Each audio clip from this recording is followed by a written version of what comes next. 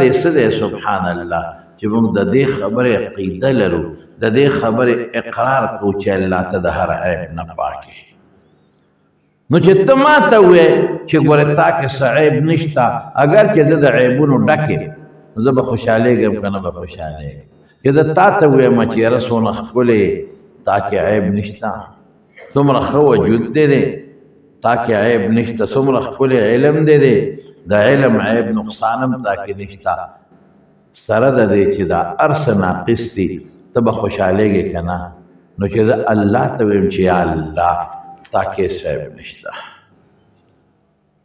الله زه وده کېږم خوب ته محتاج یم تا له خوب نه راځي ته خوب ته محتاج نه الله زه ستړی کېږم خدای په تا ستړی نه راځي الله ماله مرګ راځي تا له مرګ نه راځي الله زه بیمارېږم تا له مرض نه راځي الله زه بل ته چغې وایم ته چاته چغې هېڅ ضرورت دې نشته نه چاته چغې وې د ټول قدرت طاقت مالک پروردګاره دی الله زه ښځې ته محتاج یم ستا ښځې ته حاجت نشته الله زه بچو ته محتاج یم ستا بچو ته حاجت نشته که زما خپل بچي نه نو پردې بچې غېږ کې ونیسم پالمې ستا دې ته حاجت نشته زه پلار ته محتاج یم ستا پلار هم نشته ستا نیکه هم نشته ستا بره نسب هم نشته ستا سخر خواښ هم الله نشته خدای تا کې هیڅ احتیاج نشته مخلوق ټول تا ته محتاج دی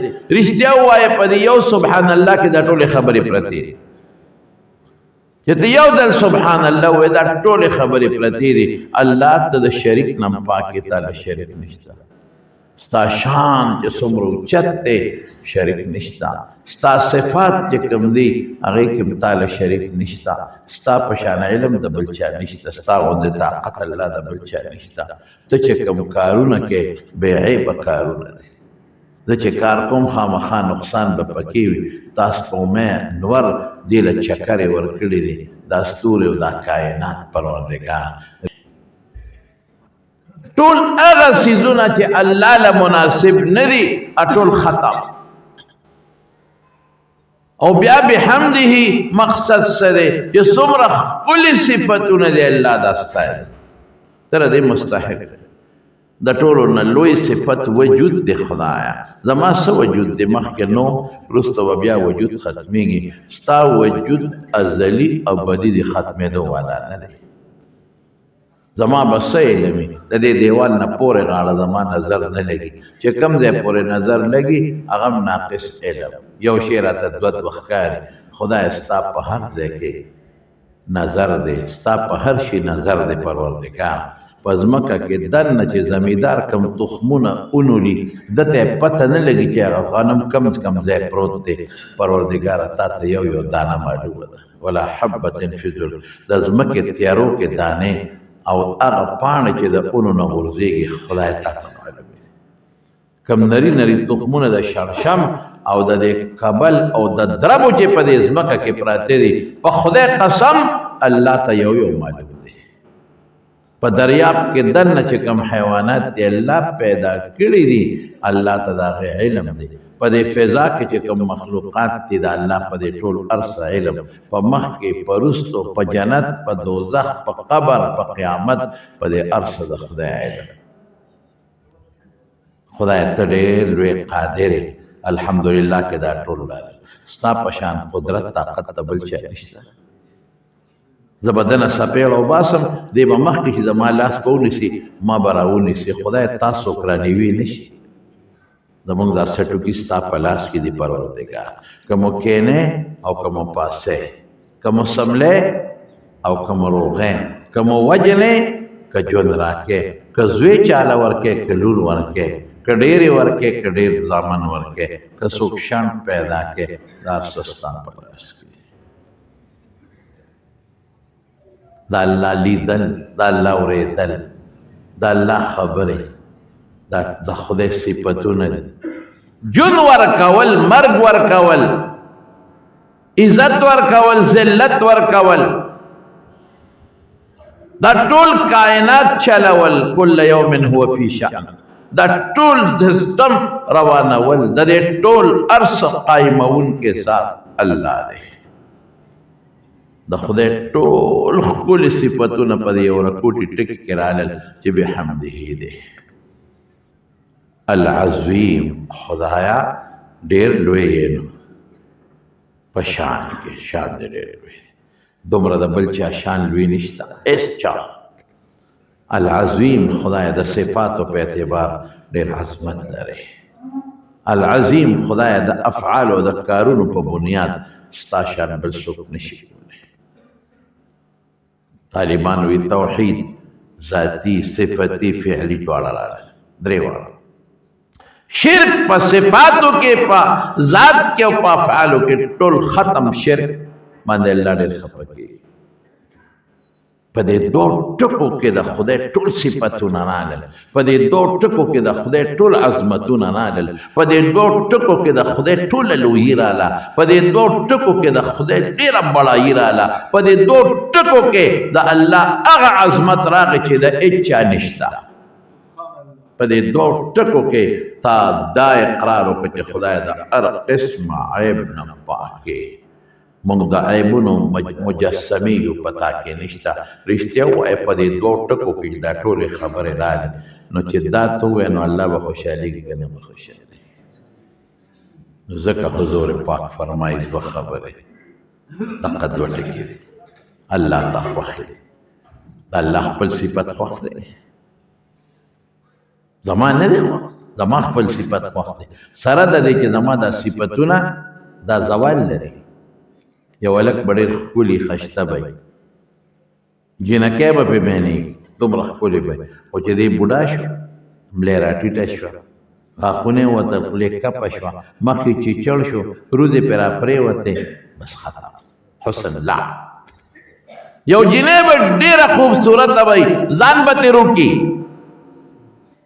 رشتې به ورته په لین ولاړې، زه کوم زه کوم زه کوم. خو دا جینۍ چې کله بوډۍ شوه، غاښونه یې وتل، مخ چې چړ شو، سترګو نه اوښکې چخې بهېږي، ملی راټیټه شو، حسن لاړ، ختم. یو ملا به ښکلی عالم به، طالبان به ته ګیر چاپېره ته وي، سبق به ته زده کوي، چې بوډا شو هېر شو. یو حافظ دی د قرآن شریف، هر څه ورته یاد دي، بوډا شو هر څه یاد. یو سړی د عزت خاوند به اخره کې بې عزته به شي. یو سړی بادشاه به بادشاهي به ترې لاړه شي، د خدای بادشاهي د الله نه تللی شي؟ چېرې نه. یو سړی به د مضبوط طاقت خاوند دی، پهلواني به کوي او جنګېږي به د غټو پهلوانانو سره، خو چې بوډا شو هلکه وایي د ریټایرمنټ واخیست، بس دی نور پهلواني نشي کولی، دی نور باکسنګ نشي کولی، دا ریټایر شو، دی نور کرکټ نشي کولی، دا ریټایر شو، دی نور فوټبال نشي کولی، دا ریټایر شو، دی نور والیبال نشي کولی، دا ریټایر شو. د طاقت کمزور شو، ختم شو. زما په رب قسم چې زما د رب طاقت نه ختمېږي، قدرت نه ختمېږي. نو چې زه د الله صفت کوم او دا صفت د الله نه ختمېږي، زما صفت ما له الله راکړي، د خدای راغله چا نه دي ورکړي، ذاتي صفتونه دي. نو الله به خوشحالېږي که به نه خوشحالېږي. بیا په دې صفتو د قیامت پر ورځ به تله ډکېږي. تله دومره غټه تله ده چې حضرت داود علیه السلام د الله نه سوال وکړ، وی الله د قیامت پر ورځ چې ته پې وزن کې دا تله راته وښایه. نو چې الله ورته وښوله نو بېهوشه پرېوت. نو چې په هوش کې راغی نو جاړي جاړي جاړي. ولې جاړي؟ الله دا خو دومره غټه ده، که دا اوه اسمانونه اوه ځمکې په یو چابړي کې واچوې، په دې پوټې ګوټ کې ځایږي، خدایا زما په عمل به دا څنګه کېږي؟ دونه عمل د کم ځای نه راوړو، کم ځای نه دونه عمل لا پیدا کړم. الله وفرمایل ای داوده چې زه وغواړم په یو کجورې هم ډکولی شم، فکر مه کوه. او رسول الله مبارک فرمایي چې سبحان الله تملأ نصف المیزان، نیمه تله پې ډکېږي، نیمه، والحمدلله یملأه، باقي نیمه په الحمدلله ډکه شوه. نو په دې دوه ټکو دې پوره ترې ډکېږي. دونه مهربانه ذات شته؟ ته ووایي دا الله نه راوالي او موږ ته راورسوي رسول الله صلی الله علیه وسلم. نو په دې دوه ټکو دې پوره تله ډکېږي، بدقسمت اوس په هم نه دی. هاي هاي الله پې خوشحاله شي، تله پې ډکه شي، ژبه باندې اسانې دي، سخت ستړی کېږي پې هم نه. او حضرت ابو هریره فرمایي د حضور پاک نه حدیث نقل کوي چې چا په شواروس کې د ورځې 100 کرته وي محیت ذنوبه، ګناهونه به ختم شي. و ان كانت مثل زبد البحر، اگر که د دریاب د زګ عمره ولي دي. او یو روایت کې راځي و ان كانت، اگر که د دریاب د زګ نه زیات ولي دي. وإن كانت مثل زبد البحر، د دریاب د زګ عمره. بل ځای کې راځي چې د دریاب د زګ نه ډېر ولي دي. دا به خدای معاف کړي. ټول به وایي که خیر انشاءالله. دا ځان له وظیفه کې دا هغه وظیفه ده چې ما ته زما پیغمبر مبارک ښودلې ده. دا هغه وظیفه ده چې رسول الله مبارک ته الله په زړه کې اچولې ده. دا هغه وظیفه ده چې الله پې خوشحالېږي. دا هغه وظیفه ده چې تله پې ډکېږي. دا هغه وظیفه ده چې ته پې ستړی کېږې نه. دا هغه وظیفه ده چې د خدای ټول صفتونه پکې دننه پراته دي. بل دا هغه وظیفه ده چې پیغمبر مبارک خپلې نیازبینې لور ته ښودلی. د پیغمبر په ټولو لوڼو کې کشره لور حضرت فاطمه رضی الله تعالی عنها، او دا په حضور پاک ډیره زیاته ګرانه. دا اولاد ټول پلار ته ګراني، مور ته ګراني، لیکن دا بعض اولاد نسبتا لږ زیات ګراني. نو فاطمه په ټولو لورو کې حضور پاک ته زیاته ګرانه وه، کشره وه. چې مور یې وفات شو دا تې ماشومه پاتې شوې ده، نورې غټې وې دا وړه پاتې شوې ده. د دې تربیت په خپله نبي کریم صلی الله علیه وسلم کړی او منې چې دې له به کله کمیس جوړو نو پیغمبر مبارک په خپلو وله پلیشتو برابر پلیشت. ما خفیت مشیتها عن مشیت رسول الله صلی الله علیه وسلم. د دې چال د حضور پاک د چال په شان دی. دا چې بتلو د شانه به دیو قتل تا به وی رسول الله مبارک روان دی، په داسې انداز بتلا. او حدیث کې راځي چې رسول الله مبارک به داسې روز نه و چې دې کاره به نه ته، داسې روز به نه. او نبی کریم صلی الله علیه وسلم فرمایي د فاطمه کې دا سیدة نساء اهل الجنه، د جنت د ښځو سردار ده. دا داسې د پیغمبر خوښه. او چې کله به دا راله رسول الله مبارک وګورئ په مصنف د ابن ابي شیبه کې د آدابو په باب کې دا احادیث شته. نو حضور پاک به ورته له ځای نه پاڅېده، نو ځان ته به یې رانږدې کړه او قبلها ښکل به یې کړه. او چې کله به رسول الله مبارک دې کره لاړ دا به پاسېدی مه پاسې، او کله به پاسېده نو ځان ته به یې رانږدې کړه ښکل به یې کړه. غرمه م ورکړه حضور پاک ته دی. یو ځل د غرمې ورغی حضرت علي رضی الله عنه کور کې نو وی ای نبنو عمې کې د تره زوی دې څه شو؟ د پلار د تره زوی خو خیر د تره زوی ورته وایي خاوند دې څه شو؟ وی ما سره یې جګړه وکړه بار ووت، ما سره نن غرمې آرام ونه کړ قیلوله. حضور پاک چې ورشي علي وګورئ کوم ځای دی. صحابي راغی وی صاحب جومات کې د دیوال سوري ته پروت دی، وده دی. نبی علیہ السلام ورغی په خاورو پروت ودو. حضور پاک ته خاورې وڅنډلې. قم ابا تراب، قم ابا تراب، ای خاورو والا پاسه. او بویه د حضرت فاطمه سره ولا جوړه کړه. انتهایی خوښه وه د حضور پاک. فاطمه بزغه مني، زما د غوښې ټوکړه د فاطمه. من احبها فقد احبني، که چا دې سره مینه وکړه ما سره مینه وکړه. من ابغضها فقد ابغضني، که چا دا خفه کړه زه خفه کړه. او بل حدیث کې راځي دې کې نه بلکې چې چا پیغمبر خفه کړه الله خفه کړه، او چې چا الله خفه کړه الله به سزا ورکړي. سفر نه چې به حضور پاک راغی کله به نیغ جومات ته لاړ او د جومات نه پس یا مخکې دا به فاطمه کړله بچې څنګه او مرض وفات کې چې دا حضور پاک لرانه نو ځان ته رانږدې کړه پې ور پرېوته غوږ یې ورته نږدې کړ نو چې د اوچته شو نو په ژړا شوه نو بیا یې ځان ته رانږدې کړه نو چې رانږدې یې کړه نو هغه د اوښکو خندا یې وکړه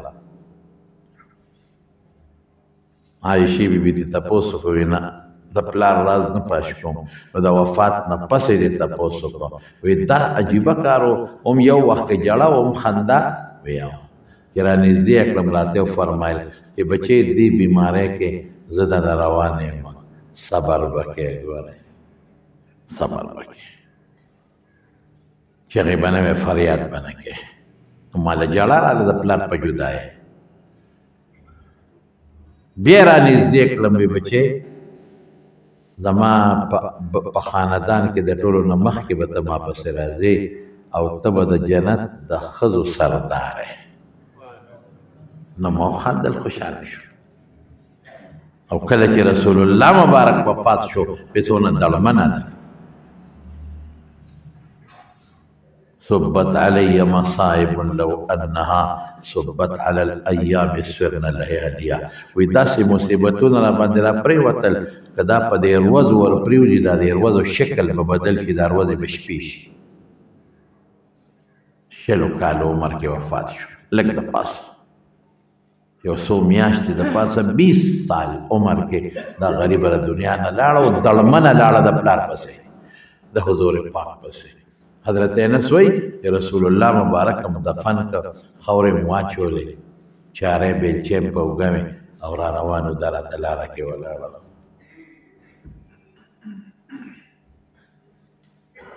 اواز یې وکړ انسه لم یخ شو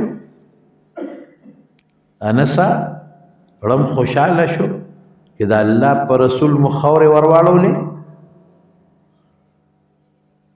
دومره دړمنه وه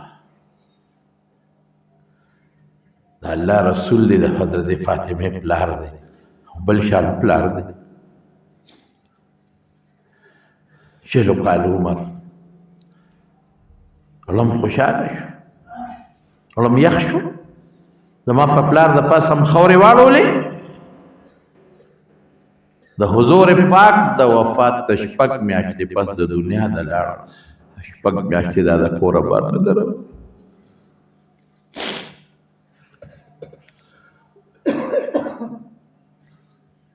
شپږ میاشتې دا نسکوره په خپل کور کې پرته ده دومره پیغمبر پسې خبره د رسول الله مبارک خو عجیبه شان و یوازې دا خو نه چې هغه کومه سپینه قچره باندې به حضور پاک ګرځېده چې خبر شو هغه قچره موږی وویسته لاړه سترګو نه قطار قطار اوښکې را روانې دي په مدینه کې یو شاړ پیو سره یې لاندې کو دانې پکې وغورځول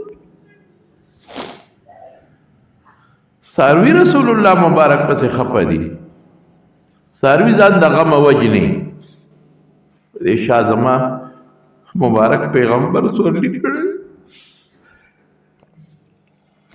هغه نه پس په دې څوک سورېږي یا فاطمه غوندې لور الله اکبر چې علي صاحب ته کله په نکاح کړو بچې هاي هاي بچې وي ما په خپل خاندان کې د ډېر بهترین انسان سره ستا نکاح کړی په خپل خاندان بهترین انسان سره ما نکاح کړی زما وروڼو خبره مې دې پورې کوله چې داسې لور څومره ګرانه دی لیکن دې به غریبې په خپل کور کې میچن په خپله تاول جرندې مشینان نو په مدینه کې په میچن به غنم اړکول میچن تاول تاسو ته پته نشته بچې د مشرانو ما خپله هسې کله یو ځل نیم میچن له چکر ورکړی دی مې ورېږه ګورم مونږ به د کلو کې به د کورونو کې به بعضې خلکو میچنې تاوونه یو سرمن و یو سرمن ساروی دروازه به په استا غیا چولا د شپې به خد خاوند د کېدل دا جون تیر کړی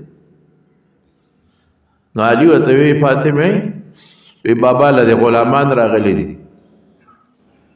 دلاله شی او غلام ته وغواړه چې د سره لګا سانتیا پیدا شي چې دا له حضور پاک کورونو چې رسول الله مبارک راغی ام المؤمنین ورته وی فاطمه راغلي و زر ورکړه الله حضرت علی وی زو فاطمه ملاستو دې کې حضور پاک راغی مونږ پاسې دوی ما پاسه کې ناس خپې مبارکه او غزولې ودا خپې دا پنجه زما خېټه سره وجنګېده بچې څنګه راغلي دون حیا و چې غږ نه کوم فاطمه بچې سره راغلي حیا حضرت علی ورته وی دا الله رسول دا ما درلګلې و دا په خپل میچن تاوی لاسو کې غوټه پیدا شوه غوټه دا په خپل میچن تاوی ګران کار دی دا استا غیا په خپل اچي یو سرمند منکره دروازه په استا غیا چې د شپې په دواړو د کېګو او بکه په سرمنو تاسو خو مونږ په تولې خوب نه راځي مونږ په فومونو خوب نه راځي اعلی فوم ګورو دا کمزور دی نه خفو ګورو دا الله د دې نعمتونو قیامت پرد به موږ ته جواب ورکوړو موږ الله سره نکړل موږ ډېر لا شکر موږ الله ډېر لا شکر موږ الله په جیبه کې ګرمه وبرا کړې ایټره راکړې په وړي کې ایسي ګانو پکې راکړل هر څه خدای راکړل الله موږ ته شکر ادا کړو موږ له شکرې طاقت راکړه الله موږ له شکرې طاقت نو ما ورته وی چې بچي فاطمه لاله شه حضور پاک له غلامان راغلي کې غلامې در چې تاسو سره کار کوي لکه صراحت بدل د دوارو جهان مبارک پیغمبر دې انصاف نور دے صاحب سپو میں حضور پاک مبارک اخبر نیاز بھی لی لڑتا ہوئی بچے دا بدر یتیمانان ډیر محتاج دي څنګه مونږ کې راوړو خپل بچو راوړو یتیم دې غرق شي او غریب تبا دې خو چې زما خېټه مړ شي زما بچي مړ ټول نیاز بھی نه بچے د بدر یتیمانان ډیر محتاج دي چې پلارانی په جهاد کې شهیدان ابراهیم غویلور تا ته یو شیخ ما چې د مرګ ډیر بهتر دی چې کله سملې بچي درې دې کرته سبحان الله وایا درې دې کرته الحمدلله وایا او سلور دې کرته الله اکبر وایا دا د مرګ او د وین او د غلام نه ډیر بهتر دا حضور پاک سونه انصاف او سمره دومره نیاز بینا لور کشر لور عمر نه کم لور پکار داو چې ورکړي قرآن کې وته الله ویلي دی وعلموا انما غنمتم من شيء فان لله خمسه وللرسول ولذي القربى چې د پیغمبر رشتہ دار د نور نه مخکې دی ورکا ولیکن بیا نه ورکړي دا انصاف دا کلمات یو نو چې خپل نیازبین لور ته محمد مصطفی صلی الله علیه وسلم کوم سي زونه خی او فایده به پکې دې د تسبیح فاطمه وای دا پکې پراته په سبحان الله وبحمده سبحان الله العظیم کې دا پراته سبحان الله پکې راغی او الحمدلله وبحمده کې پروت یو معنی او الله اکبر فالعظیم کې پروت دی العظیم چې کوم معنا ورکړي دا د الله اکبر معنا ده نو ګوره تسبیح فاطمی پکې راغلی. دریم تسبیح الملائکه، پاسمان کې فرشتي چې کوم تسبیح وای سبحان الله الحمدلله. فرشتو ته خو پته ده چې کوم شی د الله ډېر خوښ دی. تسبیح الملائکه مشو. او زما ورور یو بل هم درته ووایي دا شیطان چې دی که نه حدیث کې راځي الشیطان جاسم علی قلب ابن آدم، شیطان د بنی آدم په زړه ګونټې ماتې کړي پرېږدي نه. اذا غفل وسوسه، چې کله دا بنی آدم د خدای نه غافل شي دا شیطان ورته وسوسې شي د ګناه. و اذا ذکر الله خنسا، او چې کله دا انسان د الله ذکر شروع کی نو دا شیطان بیا پټیږي تختی. دا د الله ذکر شو سبحان الله سبحان الله العظیم وبحمده د خدای ذکر شو. نو بل فائدہ دا ده چې شیطان به تختی. چې دا وې نو شیطان چې کم خلطم ستا په زړه خښ کړی دی به تختی. ده بلا فائدہ شو. او زما ورونو بلا فائدہ یې څه ده؟ یو واقع به راته ذکر کړم. حضرت یوسف علیه السلام چې کله د مصر بادشاه شو سختې خو په ډېرې تېرې شو، ورونو کوی کې وغورځم بیا جیل ته ولاړ. خو چې کله د مصر بادشاه شو نو په مصر کې قحط و قحط، نو د غله ټوله سنبال کړې وه. قرآن شریف کې راځي بادشاه خوب لیدی هغه تعبیر دی چې ټوله غله سنبال کړې وه. نو په کنټرول به یې ورکوله ګزارش سره. پخوا زمونږ په دې وطن کې هم چې کله چینی مینی نه کېدل نو بیا به حکومت په کنټرول چینی ورکول، نو غله به یې په کنټرول ورکوله. نو خلک به راتلل او ده به تپوس کو څو کسان یې په کور کې دومره، نو وله به یې ورکوله. نو یو هلک راغی یوسف علیه السلام ته او د یوسف علیه السلام نه غله وغوښته، نو هغه وله غله ولیکله. نو خادمان ورکړله. یو ورځ دین پس د هلک بیا راغی. چې بیا راغی نو بیا یوسف علیه السلام وله غله ولیکله په کاغذ باندې چې دومره دله ورکې. نو هغه غله یې وله ورکړه. نو بیا راغی. یو څو ورځې پس بیا راغی. یوسف علیه السلام ورته لکه ته خو دوه درې ځله راغلې که نه؟ ویا نو ته پې څه کوې په دې غله؟ دا خو ګوره قحط دی، دا خو مونږ لږه لږه ورکوو، هغه چاله ورکوو چې کوم مجبور خلک دی. او ته روزانه راځې ته خرڅې که څه چل کوې؟ هر وخت مونږ چاله غلې نه ورکوو.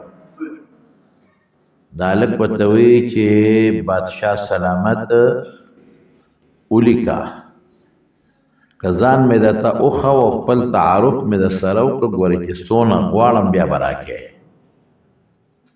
دا ټوله خمبې او دا هر څه به بیا راکې که ځان مې درته وښه. بس هغه قلم کېښود، وایي ته څوک یې راول ځان وښه. وایي بس ما پرېږده و که نه ولیکه غله دومره راله ولیکه. نه لیکه ته یې څوک؟ زما رونو کې څوک یې که څوک یې؟ وایي نه زه هغه کس یم چې پتا زلیخې الزام ولګوو سپۍ دې مان کړی. او یو ځل زلیخه خو میینه وه په یوسف علیه السلام. یوسف علیه السلام نه خو الله حسن ورکړی.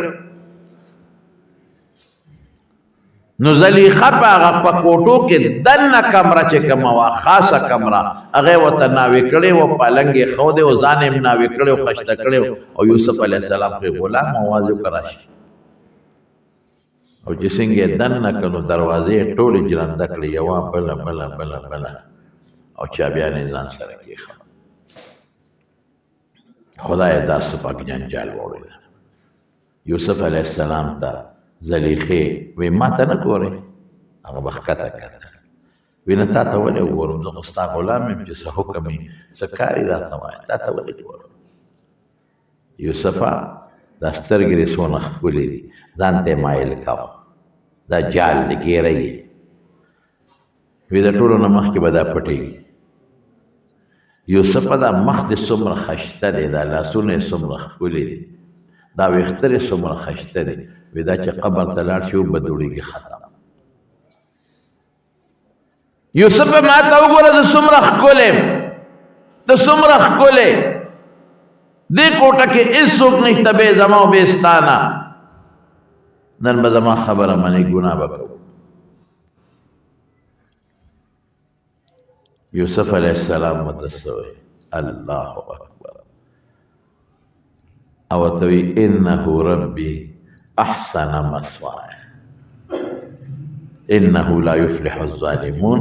مالا چې دا ښکلی ځای راکړی دی د بادشاه دا کور، دا د خپل حسن د وجې ده او دا چا راکړی دی؟ الله. نو الله خفه کړم، دا سترګې خدای راکړي دي، نو الله خفه کړم، تا ته وګورم خو الله خفه کړي. دا خوبصورتي الله راکړې ده چې زنا وکړم نو الله خفه کړم. ولې؟ دا سوچ پکار.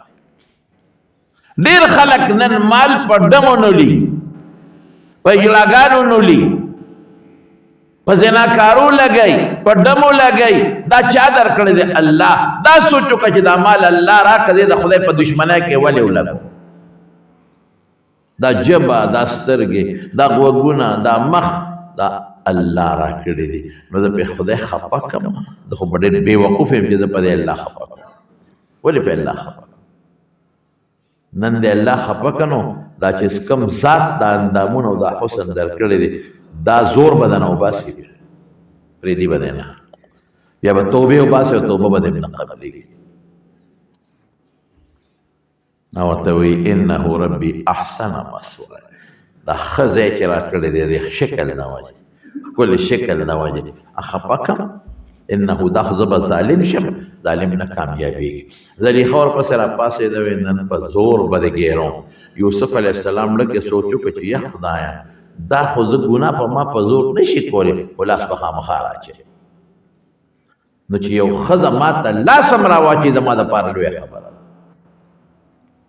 زما سره وجود سره دا جنګېږي، ما به پرېږدي نه، زه به د ځان ساتم، خدا به ما ته لاس راچوي. دا هم لویه ګناه. نو خدایه زه به خپل وس وکړم، دروازې ته روان شو. انسان دا وس خپل وس پکې دا به نه وي چې دروازه خو جرندره څوک نه خپل وس یې وکړه روان شو. د ګناه نه ډېر خلک ما ته ټېلیفون وکړي، یاره یو ګناه کې مبتلا یم، څه وکړم؟ توبې مې وویستې، قسمونه مې وخوړل، خو بیا دا ګناه کوم.